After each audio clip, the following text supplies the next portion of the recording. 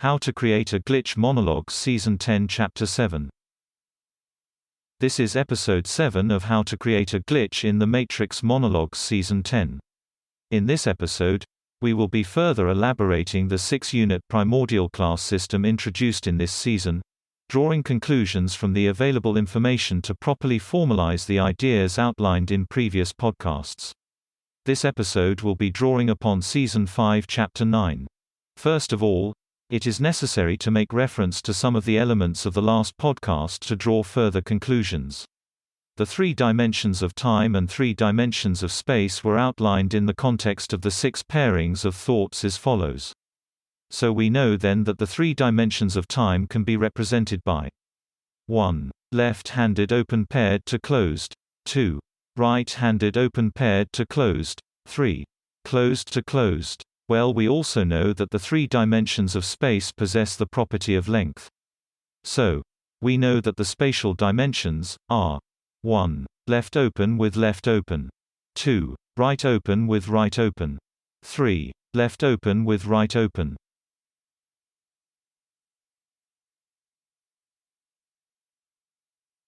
Now, since we know that dialectical pairings of open thoughts capture tension, but we also know that they are associated with one of the spatial dimensions, we can say that they have some net positive length displacement in addition to representing some force. Likewise, we know that the other 2 dimensions of space release tension, being open pairings, while also having some positive length displacement. These 2 qualities, tension and displacement, are also present in Hooke's law, which is the law governing the functioning of springs given some force applied. If we hypothesize that the dimensions of space function very much like a spring, we can say that F equals k, spring constant, multiplied by the displacement. Now, we envision that the substance of thought, the substance of being, is akin to a spring with some force depressing it, producing a spatial dimension. Along these lines, we can observe that the depression or displacement caused by dialectical pairings would represent some maximum associated with the quantum of entropy created by that dialectical pairing. Likewise, the open pairings of same orientation, the other 2 spatial dimensions set out above, i.e. left to left or right to right, release tension, producing acceleration of the creation of that spatial dimension, but minimum displacement. Now we also know that dialectical thought pairs degenerate into open pairings. This means that the 3rd dimension of spatial geometry is degenerative into the 1st and 2nd, x, y. This degeneration of the 3rd dimension, z, would account for gravity.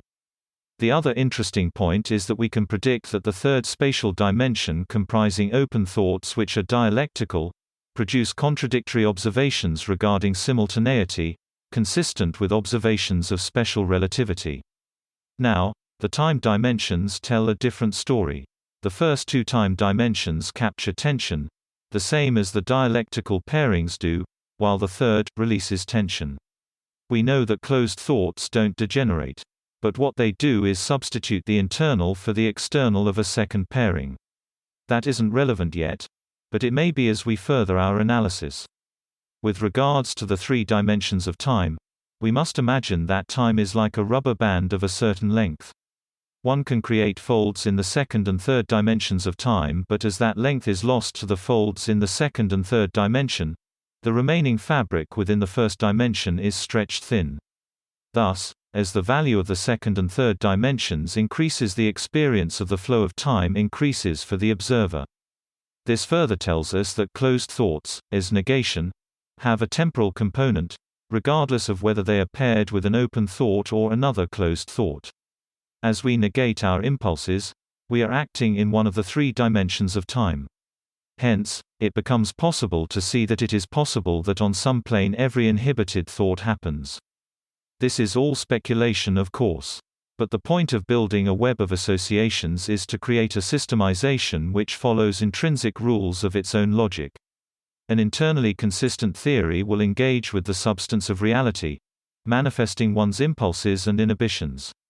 In later episodes we will link the web of associations we are building to practical tips, rituals and narratives, which will enable us to activate it for the purposes of creating a glitch. That's the end of the podcast for today. If you enjoyed it, please like, comment and subscribe.